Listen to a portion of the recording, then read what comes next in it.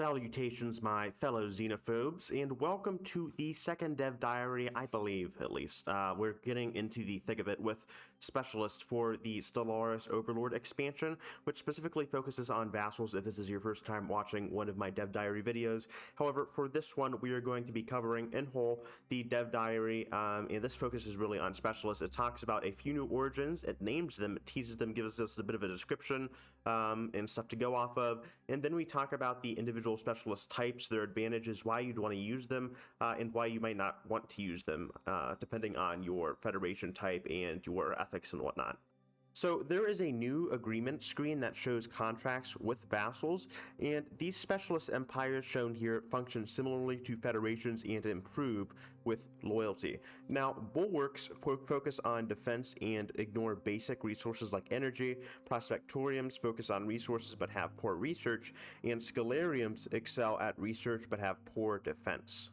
So as you invest further and maintain a consistent or increasing level of loyalty, you will advance your, not your federation, but your vassal contract. It's kind of like a mini federation, if I have to be honest, just with your little vassal. And then I believe it can be expanded with certain origins. At least that's what it looks like. I'll kind of tease that here and then prospect on that a bit further or speculate.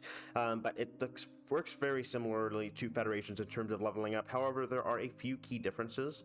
For one, certain specializations have certain boons and buffs. Prospectoriums excel kind of in open space. You want to give them some stuff to kind of work around with, as they have a bonus towards finding caches full of resources, not unlike the events you get occasionally from time to time that just like with certain anomalies, and I believe this has been in since the beginning of the game, but you find a certain anomaly and you get a certain amount of resources. I think it's a very similar bonus to that, so you want to give them some space to expand. Not too much though, because they may become disloyal, but at least something to work with where you can exploit your vassal, but not have them gaining too much power or too many colonies as to where they think they can overthrow you.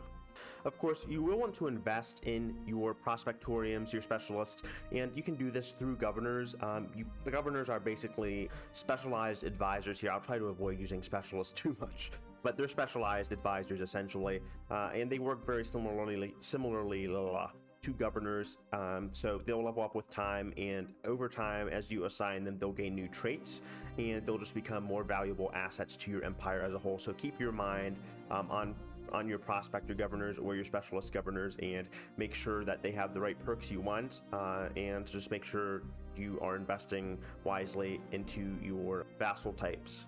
Now, as per the last dev diary, people wanted to know just how much they could cheese their Overlord holdings, and if you are not familiar, basically in the last dev diary, they covered Overlord holdings, and this is a bit of a two-parter, and Overlord holdings function similarly to branch corporations. You'll build these on your vassal or your subjects' planets and invest in them, and you can even be a bit parasitic about that and take energy or resources from your vassals, or even like sacrifice them in the form of the necroids here, but a lot of exciting opportunities. These are some basic ones, and then kind of as you go down, they get to more advanced specialized types, like with necroids, hive minds, rogue servitors, so on and so forth. As an example, I really love this one. There are experimental creators that is exclusive to the lithoids. Specifically, they have to have their certain origin. I think it is with calamitous birth. Anyhow, you can hurl these experimental colony ships, and I just do not know why anyone would stay in this vassal contract, because they can just randomly hit inhabited planets, it seems, and do some massive damage. I think the damage will be similar to how it already works with calamitous birth, in that it'll create some tile blockers and kill off some pops. So keep in mind, if you already have a pissed off vassal with low loyalty, it might not be a good idea to hurl an exploding rock at one of their capital planets. Just food for thought there. Now, I really do enjoy that the Stellaris devs are embracing their deviant side. You can see here with the sacrificial shrine, you can just straight up show up to a poor subject, take a few of their pops and sacrifice them right there on the altar, a la the Aztec style. Whip out the old classic obsidian knife and just get to carving out their hearts. fantastic. I really like that they're going for this immersive approach, and you can even get some society and unity research, since sacrifice unifies your people. I don't know, and then I guess the amenities are from people watching, but so it's nice to see that the sacrificial shrines have everyone's Aztec loving sacrificial hearts, quite literally, in their best interest. Finally, we have our devious little robots here. There is distributed processing centers, which can create mind thralls, and then there are organic havens. And distributing processing is interesting because it kind of functions like the Matrix, where you have a bunch of meat bags lined up for processing, and they act kind of as batteries. Halfway batteries, halfway like mini computers or calculators, and use this for computational processing. I don't know why. The human brain could probably fry fairly easily. I'm not a neurologist though, so maybe this works out. But if you really want to screw over your vassals, they have a -2 loyalty change here. You can very well do so and turn your vassals into human batteries. Why not? They'll appreciate their sacrifice later. So there's that. There's also the organic haven. If you are a rogue servitor and you love these meat bags, build a little paradise for them. You can even do this for hive minds, mind you. I wouldn't really waste resources on that. I mean, they just appreciate having space to stand in, so I mean, it's gone to waste. Anyhow, you can build utopias for them, kind of similar to like the biosphere domes that are already in the game that were added in Utopia, if you really want to make your vassals happy and content as like little trophies. There are also 5 new origins. That's really a hefty amount. I think that's the most origins ever added by an expansion, and some pretty interesting ones. We have the Imperial Fiefdom. I don't know if this will function similarly to the previous Hegemon origin, but I'm going to assume it's going to be similar to the HRE and U4, where you basically have electors that give you authority, and you can expand certain privileges or whatever. Like maybe you can use more of your vassals force limit in your armies. It'll maybe function similar to a hegemon. I don't know. That's my idea, and it sounds fairly interesting. You'll maybe have like a league of tons of small states and have your own little Stellaris HRE there. Teachers of the Shroud, I assume, is going to be more like a holy order where you expand and spread unity. Maybe there's a specialist type. I'll be careful with my specialist usage, but I can't resist saying specialist. So you're going to have those with the Teachers of the Shroud, I assume. But maybe they'll have something else, but it will definitely be unity focused. Slingshot to the Stars sounds fairly research based. I don't know if there's going to be any physics involved. I would think so if you're going to be slingshotting straight to the heavens, but really I can only go off the picture here, and it looks like some kind of religious ceremonies going on. I don't know if there's any void worshipping shenanigans going on, but your guess is as good as mine here. Subterranean, fairly self-explanatory. Maybe you force your subjects to live underground, who knows, but we have been lacking some subterranean flavor aside from a few events, and I think maybe a few archaeological dig sites here and there.